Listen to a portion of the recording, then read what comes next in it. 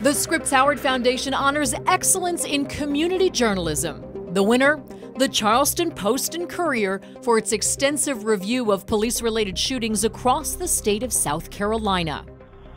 After a routine traffic stop, a North Charleston, South Carolina white police officer named Michael Slager trained his gun on Walter Scott, a black man, and then pumped a volley of bullets into Scott's back as he fled.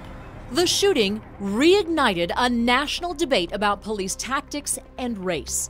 But the wounds went much deeper in Charleston, where the legacy of slavery and segregation permeates everything from politics to religion. Members of Charleston's minority community had long felt police unfairly targeted and mistreated African American people. Were they right? The Charleston Post and Courier's project team went to work. The team assembled a one-of-a-kind database. Using the state's open records law, the newspaper obtained case files for every known police shooting in South Carolina since 2009. The team found that South Carolina officers shoot someone on average of every 10 days, and a disproportionate share of those shootings involved minorities. While some shootings were clearly justified, evidence in others showed that officers pulled their triggers as suspects fled, as happened in the Walter Scott case. 1 in 4 shootings involved officers who fired at vehicles, a practice banned in some cities. I think that this was something that they felt very passionate about, a story that needed to be told. This package really had everything you'd want in really strong journalism, and that was that it had a lot of research.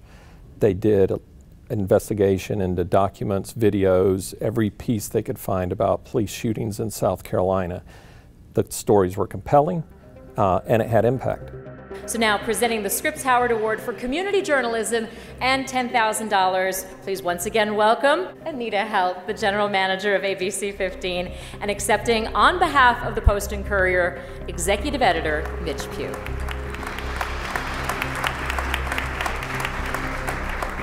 Well, thank you to the Scripps Howard Foundation for awarding honoring our work in this manner for the second time tonight. Thank you. In this era of journalism, where we hear a lot about story quotas and CPMs and scale, it's really nice to be in a room where we're celebrating some really great, outstanding work. And I'm very honored to be here with everyone else, and I know the rest of our newspaper family feels the same way. I wanted to thank, obviously, the team that worked on this terrific project. It's something that started, frankly, well before the Walter Scott shooting, but that took on new importance and new meaning in our lives afterward. And we're very thrilled with, obviously, the recognition tonight, but also in the way that our state has responded to that report. Thanks to shots fired, police officers in South Carolina now are getting training that they never got before. They're learning lessons from police shootings that have taken place in the state. And there's a database now being created. We gave them a head start with 5 years, but they're creating their own database now to make sure that these things are tracked and important lessons are learned. And I also want to thank the family that owns the Post and Courier.